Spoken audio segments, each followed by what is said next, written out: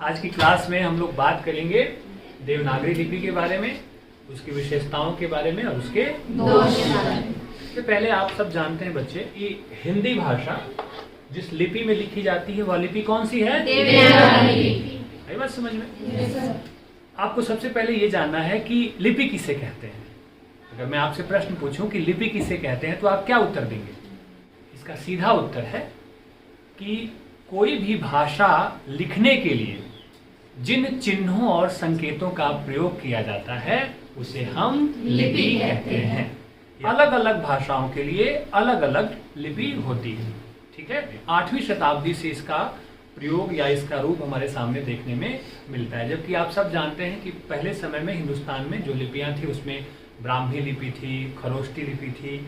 तो धीरे धीरे लिपि का भी एक तरह से विकास होता है। आप सब जानते हैं कि भाषा के लिखित स्वरूप का भी विकास होता है। कभी कभी चित्रों के माध्यम से चीजें कही जाती थी, ठीक है, चित्र बना करके बताया जाता था। फिर धीरे धीरे संकेत आए थे, फिर धीरे धीरे अक्षर और वर्ण और इस तरह से ध्वनि संकेतों को विकसित कर लिया गया था। आई बात समझ में? yes. तो जहां तक देवनागरी लिपि की विशेषताएं कह लें या वैज्ञानिकता का प्रश्न कह लें तो देवनागरी लिपि बहुत वैज्ञानिक और विशिष्ट लिपि मानी जाती है। इसके अपने अपने कारण हैं, ठीक है। हम एक एक कारण, विशेषता का एक एक कारण मैं बताऊंगा और उस पर हम लोग चर्चा करेंगे उदाहरण के साथ, ठीक है बच्चे? ठीक है। इसकी जो पहली विशेषता है, ठीक है, उसमें है कि आदर्श लिपि का गुण होता है कि एक वर्ण के लिए एक ही ध्वनि संकेत होते हैं। इसको आप ऐसे समझ लें, ठीक है, कि ध्वनियां जो है इस लिपि में जो ध्वनियां हैं उनका उच्चारण लेखानुसार, लेखन के अनुसार ही उनका उच्चारण किया जाता है। यानी कि जो ध्वनियां लिखी जाती हैं उच्चारण में भी हूबहू उनका उसी तरह से प्रयोग किया जाता है। जैसे कि क्या लिखा मैंने? सम्यक। सौ आधा मौ है तो उच्चारण भी क्या होगा? आधा मौ का होगा, ठीक है। य और क, यानी कि जो अक्षर लिखे जा रहे हैं हूबहू उन्हीं का उच्चारण किया जा रहा है, ठीक है। जबकि हमने यहाँ पे क्या लिखा? पी लिखा, एस लिखा, वाई लिखा, CHOLOGY, लेकिन हम इसको पढ़ते क्या है? साइकोलॉजी। पी कहाँ गया? साइलेंट हो गया, ठीक है। हमारे यहाँ देवनागरी लिपि में कुछ भी साइलेंट नहीं होता है। हम जो लिखेंगे उसी का हम उच्चारण करेंगे। यह इसकी बड़ी वैज्ञानिकता होती है। आप लिखा हमने ना, इसको पढ़ते क्या है? के आई बात समझ में? तो बाकी सारी जो लिपियां हैं, ठीक है, उन लिपियों की तुलना में देवनागरी लिपि की बड़ी विशेषता यह है कि जो लिखा जाएगा उच्चारण में उसे हम छोड़ नहीं सकते। आगे बात समझ में? देवनागरी लिपि की जो दूसरी सबसे बड़ी विशेषता होती है वह विशेषता है उच्चारण स्थान का वैज्ञानिक क्रम। अब ये क्या है बच्चे? आप देखते हैं एक तरफ क वर्ग होता है, एक तरफ कंठ है, ठीक है, चौवर्ग है, एक तरफ तालु है, ठीक है। हम जब इधर देखिए एक तरफ क वर्ग है, कंठ, चौवर्ग है, तालु है, ठीक है। हम देखते हैं कि हम उच्चारण स्थान जब वर्णों का याद करते हैं तो कहते हैं ना अकुह विसर्जनिया नाम कंठ, ठीक है। एक तरफ स्वर तंत्रियां हैं, कंठ शरीर के ऊपर से नीचे तक आ जाएगी, कंठ है, तालु है, ठीक है, मूर्धा है, दंत है, ओष्ठ है, ठीक है। वैसे ही कवर्ग है, चौवर्ग है, टवर्ग है, तवर्ग है, पवर्ग है। तो जैसे जैसे उच्चारण के जो अंग है वो नीचे की तरफ आते हैं, उच्चारण स्थान ये जो वर्ग है, जैसे क का उच्चारण कंठ से, कवर्ग का पूर्ण उच्चारण कहां से? क ख ग घ, इनके उच्चारण कहां से होते हैं? कंठ से। च छ ज झ उच्चारण कहां से होते हैं? तालु से। ट ठ ड ढ उच्चारण कहां से होता है? मूर्धा से, ठीक है।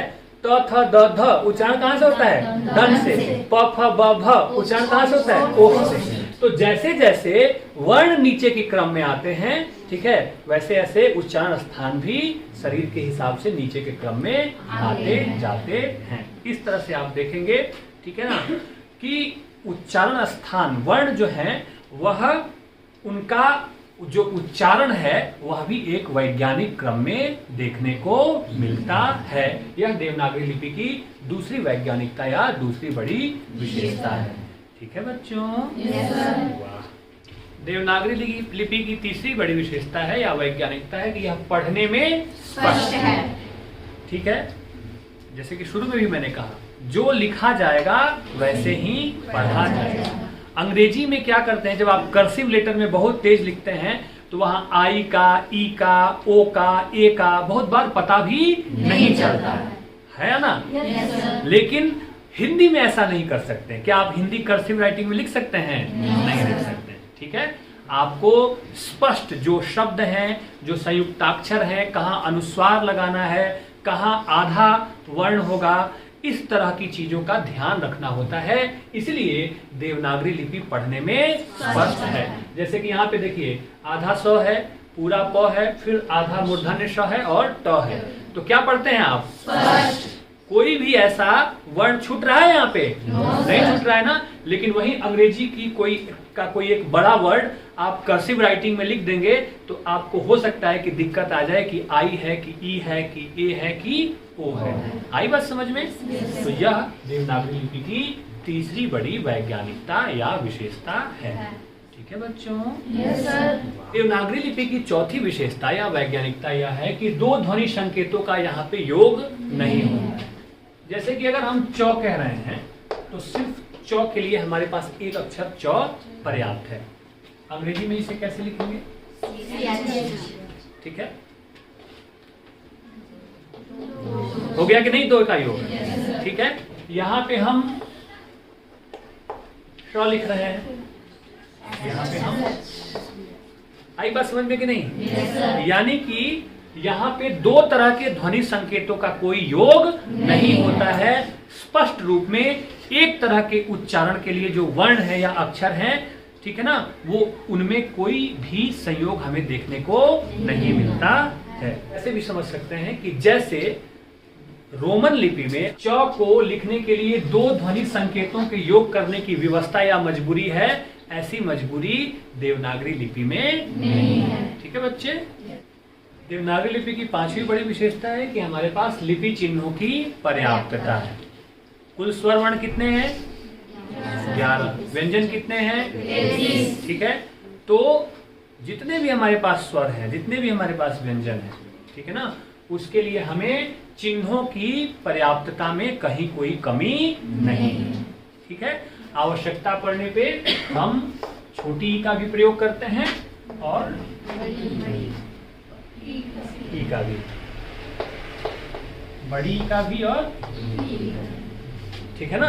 तो चिन्हों की दृष्टि से, चिन्हों की पर्याप्तता की दृष्टि से हमारे पास कहीं कोई कमी नहीं। ये बात और है कि इसकी अपनी दिक्कतें भी आती हैं, ठीक है ना, लेकिन देवनागरी लिपि के पास चिन्हों की पर्याप्तता मौजूद है।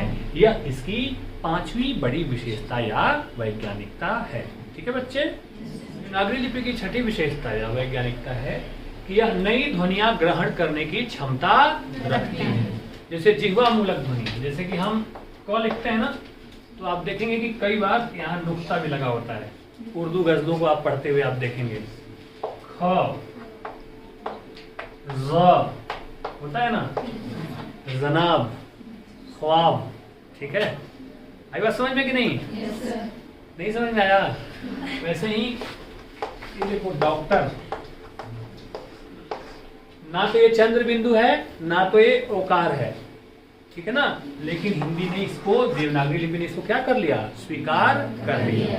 तो इसकी एक बड़ी विशेषता है कि यह दूसरी भाषाओं के भी, ठीक है ना, जो उच्चारण है, ठीक है ना, उससे यह स्वीकार कर लेती है।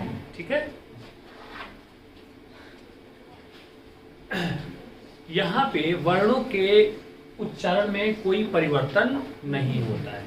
जैसे कि मैंने कहा मौ, ठीक है, तो यह मौ जहां भी आएगा मौ का ही उच्चारण होगा। ठीक है, लेकिन यहाँ पे ये हो गया बट,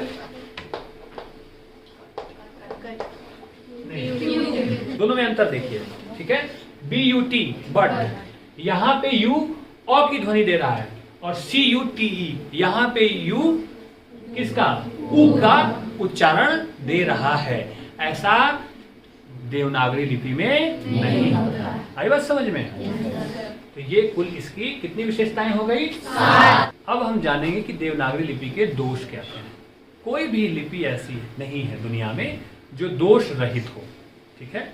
कुछ न कुछ उसके दोष, कुछ न कुछ कमियां उसमें रह जाती हैं, ठीक है। अब तक हमने देखा कि देवनागरी लिपि की विशेषताएं क्या क्या है, उसकी वैज्ञानिकता क्या क्या है, उसके गुण क्या क्या है। अब हम जानेंगे कि इसके दोष क्या क्या है। देखिए, कोई भी लिपि वह नितांत दोष रहित नहीं होती है। ऐसा है ही नहीं कि उसमें कोई दोष नहीं होता है, कोई कमी नहीं होती है। तो देवनागरी लिपि की भी अपनी कुछ कमियां हैं, अपने कुछ दोष हैं, जिस पे हम चर्चा करेंगे। शुरुआत में जब कोई लिपि बनती है ना, उसका निर्माण होता है, लिपि का मतलब ये होता है कि भाषा के लिए ध्वनि चिन्ह या ध्वनि संकेत, ठीक है। तो उस समय जो स्थिति रहती है, कालांतर में जब भाषा प्रयोग में आती है, भाषा जब गति में आती है, ठीक है, तो बहुत सारे बदलाव भी देखने को मिलते हैं। वैसा ही देवनागरी लिपि में भी देखने को मिला। इस लिपि से जुड़े हुए बहुत सारे वर्ण, बहुत से अक्षर, है ना, अब ऐसा लगता है कि उनकी कोई अनिवार्यता नहीं है या उनकी कोई जरूरत नहीं है। ऐसे में आप देखेंगे कि जैसे कि, ठीक है, री और या, ठीक है, इसे भी ले लीजिए, ठीक है। देखेंगे ज्यादातर से आप देखेंगे तो इसका प्रयोग संस्कृत साहित्य में ही ज्यादा होता है, और हिंदी में जो संस्कृत निष्ठ तत्सम शब्द हैं वहां यह प्रयोग में लाया जाता है, ठीक है। तो ऐसे ये अब ङ कहीं देखने को मिलता है? देखिए, बताइए, क ख ग घ ङ बोलते हैं ना, ज छ ज झ य बोलते हैं ना, तो अब ये कहीं किसी शब्द में आपको मिलता है? ठीक है, नहीं मिलता है, क्योंकि इनकी जगह अनुस्वार का प्रयोग होता है कि नहीं है? तो इसका एक दोष यह भी है कि कुछ ऐसे भी अक्षर हैं या वर्ण हैं जिनके प्रयोग की अब बहुत ज्यादा आवश्यकता नहीं है। वो वर्ण या वो अक्षर अभी भी मान्यता प्राप्त किए हुए हैं, ठीक है बच्चे। देवनागरी लिपि का दूसरा दोष है बच्चों कि यह लिपि त्वरा लेखन के लिए अनुपयुक्त है। अब त्वरा लेखन से मतलब होता है स्पीड से लिखना, तेजी से लिखना, गति से लिखना। अंग्रेजी में आप बहुत गति से लिख लेते हैं, क्योंकि अंग्रेजी में एक बार आप पेन पकड़ते हैं तो आपको उठाने की जरूरत नहीं पड़ती है। आई बात समझ में कि नहीं? कर्सिव लेटर में लगातार घसते घसते घसते घस दिया। यहाँ क्या है कि प्रत्येक अक्षर के बाद आपको कलम उठाने की जरूरत पड़ जाती है। जैसे ओकार है, ह्रस्व इकार है, ह्रस्व उकार है, अनुस्वार है कि नहीं है? तो इस लिहाज से अगर आप देखें तो तेज गति से लिखने के लिए, यानी कि त्वरा लेखन के लिए यह लिपि बहुत उपयुक्त नहीं है। आगे समझ में? त्वरा लेखन के लिए यह इसलिए भी उपयोगी नहीं है कि यहाँ शिरोरेखा होती है। शिरोरेखा समझते हैं? जैसे मैंने लिखा क म ल, तो जब तक इस पे शिरोरेखा यानी कि टोपी नहीं पहनाइएगा तब तक यह सही नहीं है। या सिर्फ एक ही शब्द क्यों ना लिखा क, इस पे भी आपको शिरोरेखा देनी पड़ती है, जबकि अंग्रेजी में या दूसरी लिपियों में ऐसा नहीं होता। आई बात समझ में? इसलिए जो समय है वह इसे लिखने में अधिक लगता है। यह भी देवनागरी लिपि का एक दोष है।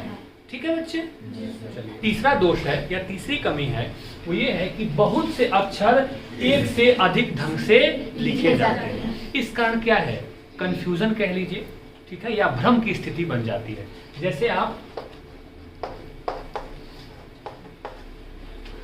भ ऐसे भी लिखा जाता है और ऐसे भी लिखा जाता है, ठीक है।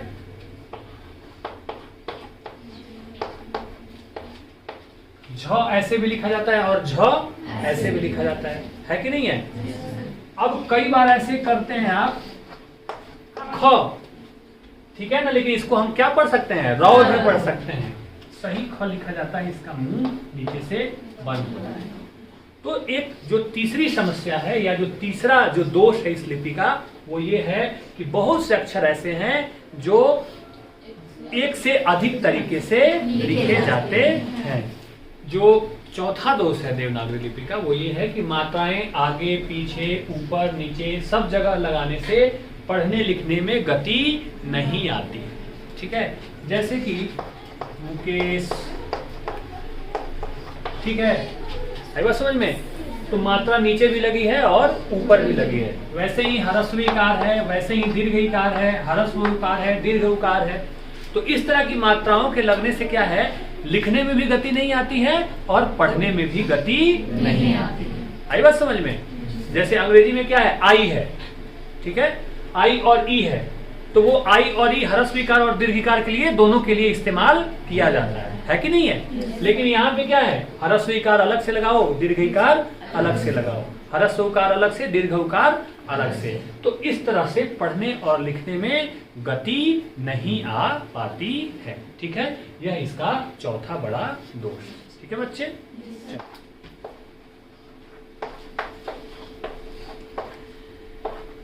अक्षर एक ही है, लेकिन लिखने के तरीके की गलती की वजह से कई बार ख को र भी पढ़ लिया जाता है। आई बात समझ में?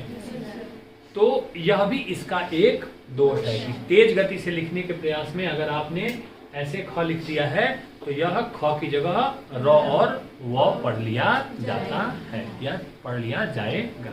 ठीक है, छठा दोष है कि संयुक्त अक्षर लिखने की कोई व्यवस्था नहीं है। क त संयुक्त, त त संयुक्त, ठीक है, आई बात समझ में? इस तरह के जो शब्द आते हैं उसको लिखने की कोई एक सही व्यवस्था यहाँ पे नहीं है। यह भी इसका एक दोष माना जाएगा। देखो च हो गया, ल हो गया, ठीक है ना? तो इस तरह से आप देखें कि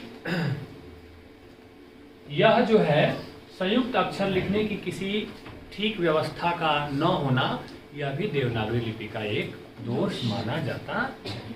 ठीक है बच्चे, आज आपने क्या सीखा? लिपि क्या है, ठीक है,